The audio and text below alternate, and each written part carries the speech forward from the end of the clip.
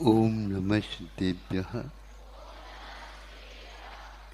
ओम नमः सिद्धेभ्यः। ओम नमः सिद्धेभ्यः। अहिंसा परमो धर्म की। आचार्य गुरुवर श्री कुंद कुंद भगवान की। आचार्य गुरुवर श्री ज्ञान सागर मुनि महाराज की।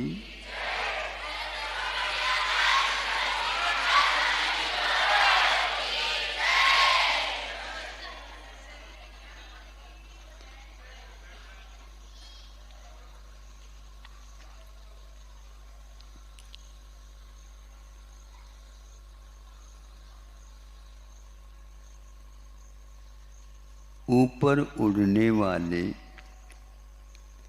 जो कोई भी वाहन है, सुना है, वे बहुत वजन उठा करके ऊपर जाते हैं, किंतु उन विमान इत्यादि का अनुपात से उस आकृति के अपेक्षा से भार, वजन जिसको बोलते हैं, बहुत कम रहता है।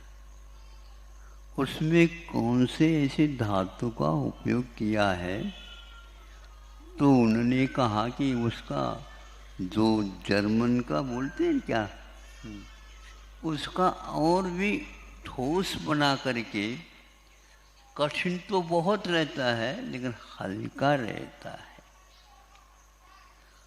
और उसको ऊपर उठाते समय एक प्रकार से ये सावधानी रखी जाती है, सीधे भागते नहीं, किंतु भागते भागते ये कुछ अंश ऊपर उठाते हुए उसको उड़ाया जाता है। जब छोटे थे उस समय पतंग उड़ाते थे तो प्राय करके एक बच्चे को सामने खड़े कर देते, नहीं समझे, फिर इसके बाद उसको पहले जैसे कोई भी मोटरसाइकिल वगैरह के लिए किक देते ना, किक मारते हैं, उसी प्रकार अलग ढंग से उसको उठाया जाता और हवा के कारण वह अपने आप ऊपर की ओर उड़ जाता।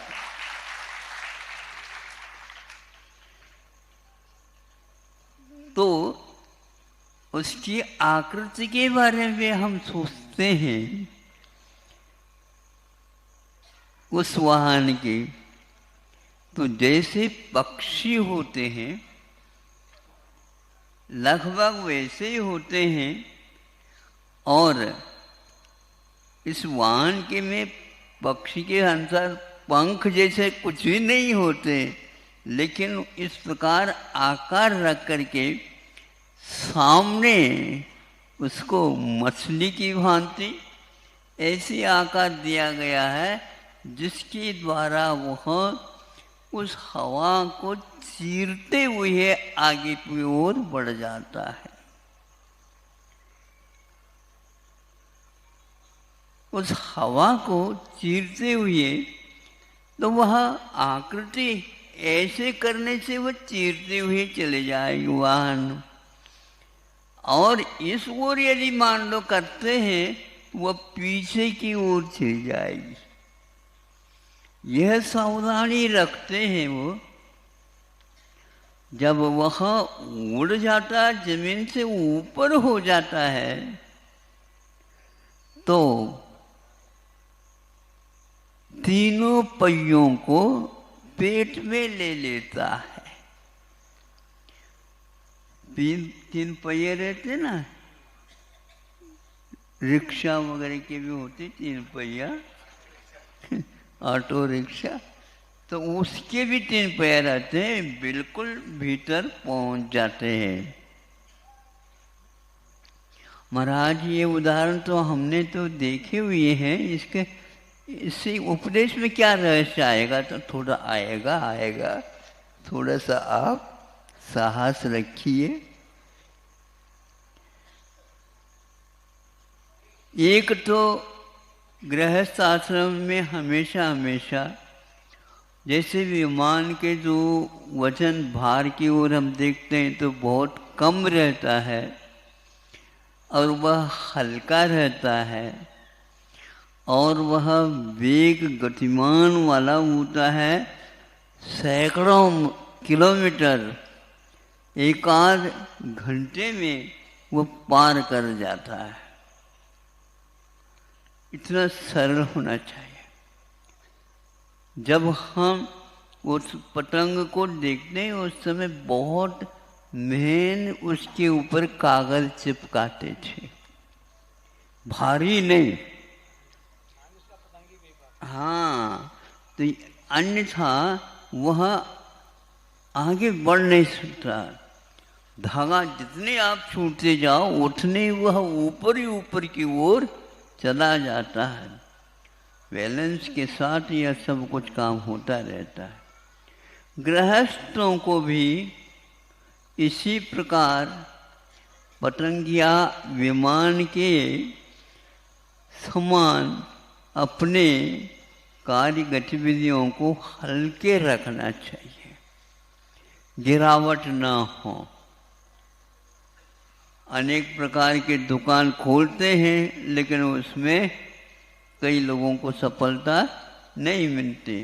तो एकदम वो भारी भरकम उठाना चाहे तो कैसा होगा? विमान ऊपर उठता है उस समय बैलेंस उसका गतिमान नीचे की रहती है, लेकिन ऊपर उठते ही वह अलग रूप में उड़ते हुए आगे और बहुत गति के साथ हो जाता है। कि तीन पहियों के साथ वह गति नहीं दी जा सकती। तीन पहियों के साथ उसको गति नहीं दी जाती, इसलिए जो ही गति देते हैं त्यों ही तीन पहिया वो पेट में लिया जाता है। उसी प्रकार गृहस्थों को हल्का होना चाहिए, भारी भरकम क्या नहीं होने देंगे। आपके ऊपर विश्वास हमारा है ही नहीं। अंतिम घड़ी में चले जाते हैं, फिर भी दादाजी का हमेशा भैया लेन और देन नहीं समझे। हाँ, देन बहुत कम होगा, लेन बहुत है। अभी तो आप उस ओर देख ही नहीं रहे हो। उसी प्रकार हमारा कहना है, यदि आप हल्का नहीं होगे और अपने तीनों पहिया जो बच्चे संतान हैं उनको दे ला करके छुट्टी, और आप खाली, अब हमारे पास कुछ नहीं बचा, क्या कर रहे हो? हम उड़ना चाह रहे हैं अब।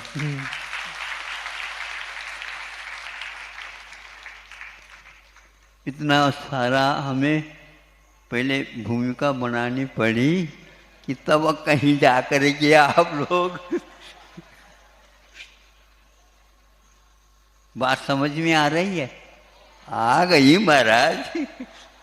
इसलिए आप लोग अपने बच्चों को कह दो, विमान की भांति हम तुम लोगों को हाँ अब अधिकार दे देते हैं, अधिकृत कर देते हैं। सभी आप भी लोग, लेन भी आपकी ही है और हम नहीं देन की बात नहीं करेंगे। ऐसे क्या देन की बात देनी होगी, क्योंकि जब कभी भी व्यापार होगा लेन देन के द्वारा ही होगा। और आपका विश्वास ग्राहक के ऊपर पूर्ण रहना चाहिए, तब कहीं जा करके वहाँ कभी भी अपने नोट वगैरह जो कोई भी रकम है उसको दिखाता नहीं, और आप दुकानदार पूरी पूरी दिखा रहे हैं, फिर भी उनके ऊपर ग्राहक का विश्वास होता नहीं। किंतु दुकानदार का विश्वास उस ग्राहक के ऊपर है, क्योंकि इसके पास दिखावट नोट नहीं है। यदि दिखावट नोट हो जाए तो क्या करोगे बताओ? उससे माल कोई भी खरीदेगा नहीं और देगा भी नहीं। आप लोगों को चाहिए अपने ब्रह्मचर्य आश्रम, गृहस्थाश्रम, वानप्रस्थाश्रम और संन्यासाश्रम। कई बार सुनते हैं, आप लोग कहते हैं, कई लोग, मैंने तो संन्यास ले लिया। काय से? राजनीति से।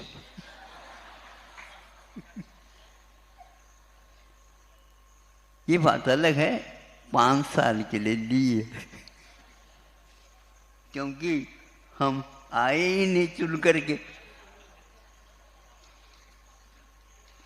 लेकिन इतने बैलेंस तो बनाए रखा, उनके वह सांस्कृतिक जो क्षमता है उसको ब्रेक नहीं लगाए गए। नहीं तो कभी कभी 5 साल के लिए अब आप आने का तो बात ही छोड़ दो, आप खड़े भी नहीं हो सकते। तो इसको सुन करके लड़खड़ाते हैं आप तो, अब कुछ चलेगा ही नहीं। इसी प्रकार कि यह संन्यास आश्रम की जो बात आती है, अपने आप में बिना 3 पहिए के वो चलेंगे, तब कहीं जाकर के भीतरी रत्नत्रय और फोर्स जो है आगे की ओर गति उसकी बढ़ेगी। नहीं है तो विमान होकर के भी कितनी भी भागे तो उसको हम विमान नहीं कह सकते हैं। परिणामों में भी इस प्रकार उत्थान पतन होता रहता है। तो सन्यासी होता है, वो श्वास भी लेता है और चलता भी रहता है, जैसे मानो चल रहा है, चलता है लेकिन श्वास भी लेता रहता है। ऐसा नहीं कि खड़े होकर के श्वास ले फिर बाद में कदम रखे। संन्यास आश्रम में भी उसके एक नीचे और ऊपर, नीचे और ऊपर, इसको ग्रंथों में संक्लेश और विशुद्धि नाम दिया है। हमें हमेशा हमेशा विशुद्धि नहीं रह सकती।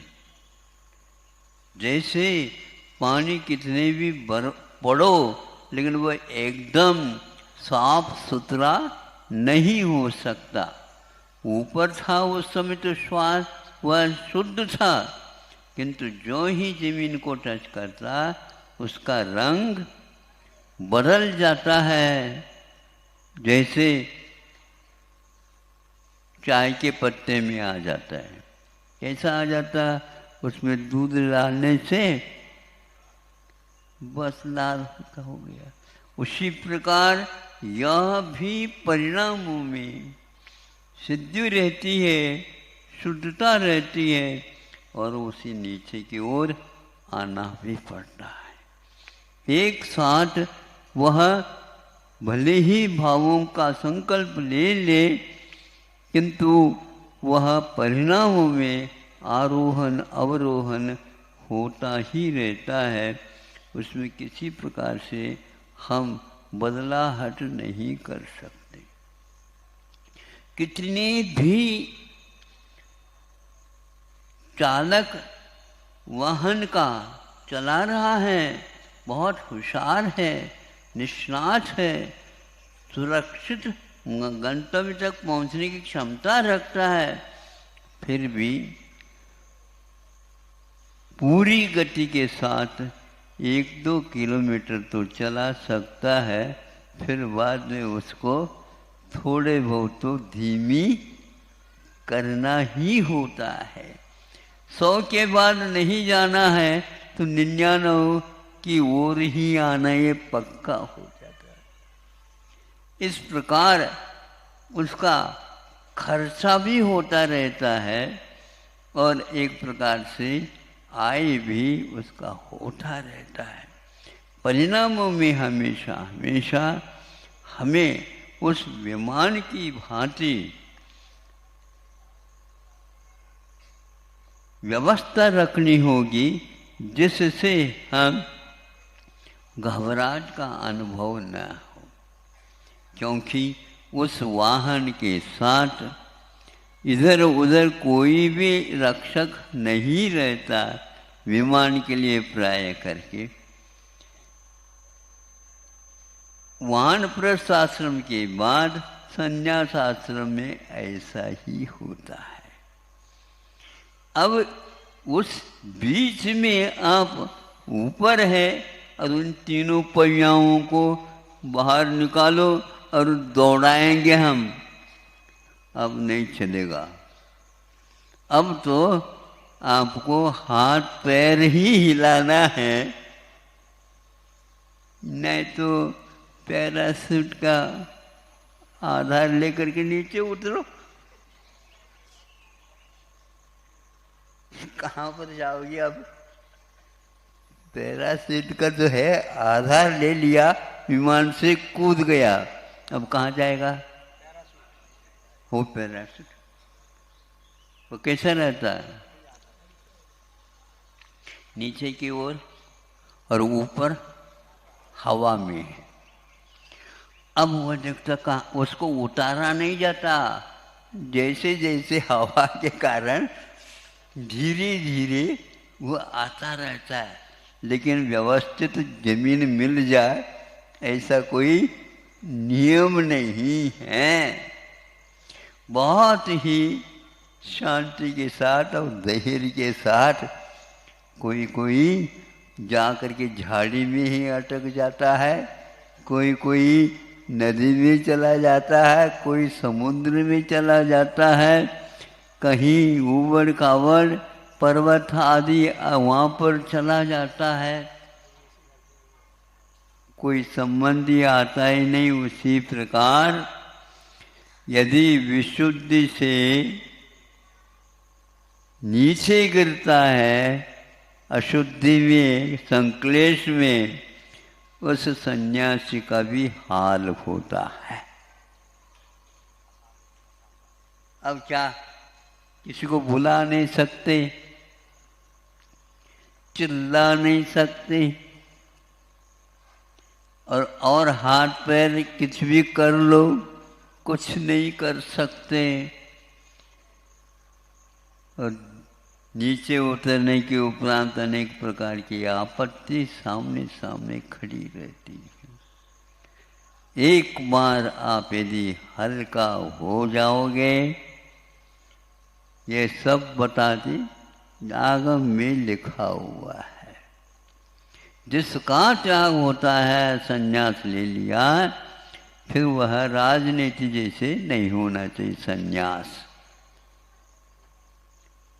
कभी कभी वह पुनः उछाल ले ले अथवा धीरे धीरे इनडायरेक्ट काम करते चले जाए, कोई ऐसा यहाँ नहीं बनता।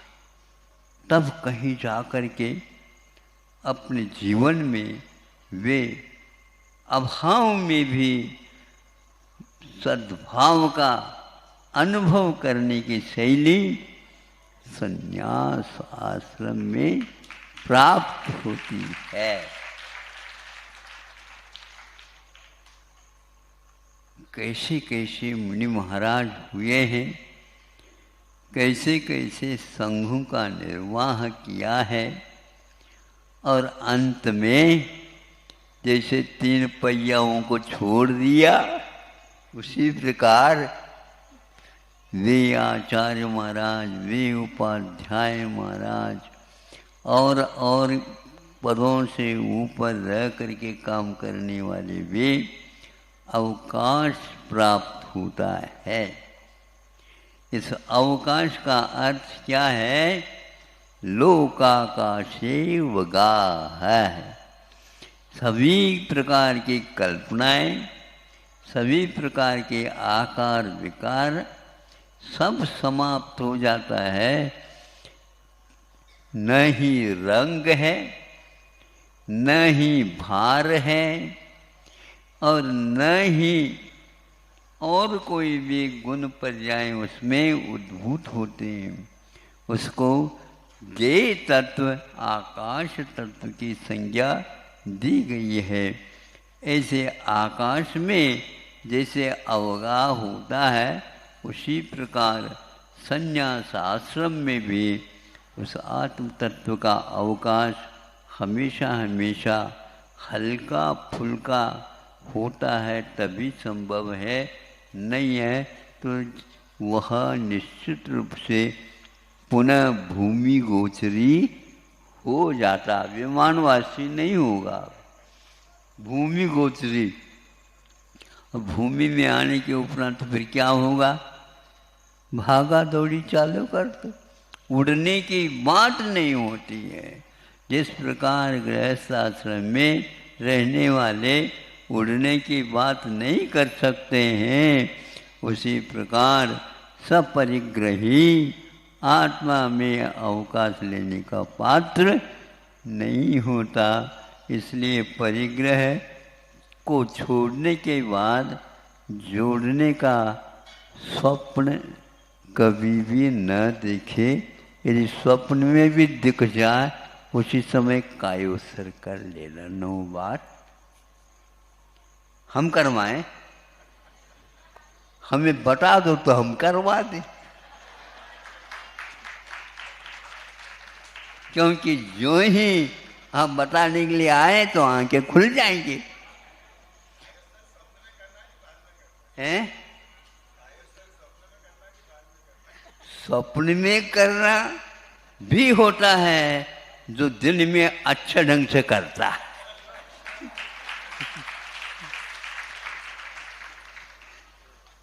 बार बार भावना करता है तो एक आध बार वह स्वप्न में भी मुनि बन जाता है। और बार बार समझाने के बाद भी बात नहीं आ पाती है। हम देख लेंगे, स्वप्न तो दूर, दिन में भी उसको कभी भाव स्थिर नहीं रह पाएगा। ये बहुत अभ्यास का काम है, भावना का काम है। अथवा उन भावना वाले और अभ्यास वाले या अभ्यस्त जो मुनि महाराज होते हैं, उनके पास रहने से, उनके बार बार चर्या को देखने से ये सब काम हो जाता है।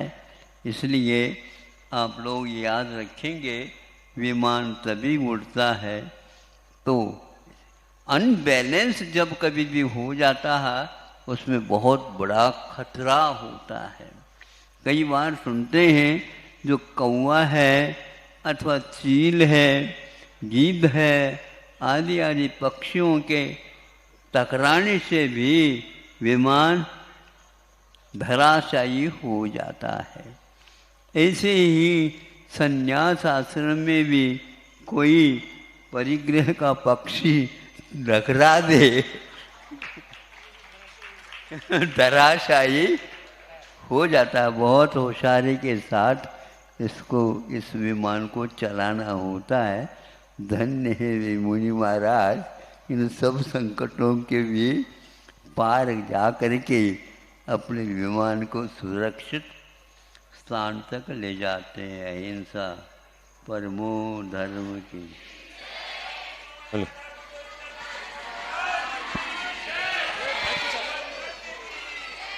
जावाणी के ज्ञान से सूझे लोकालो, सोवाणी मस्तक करूं सदा देत हूँ धो।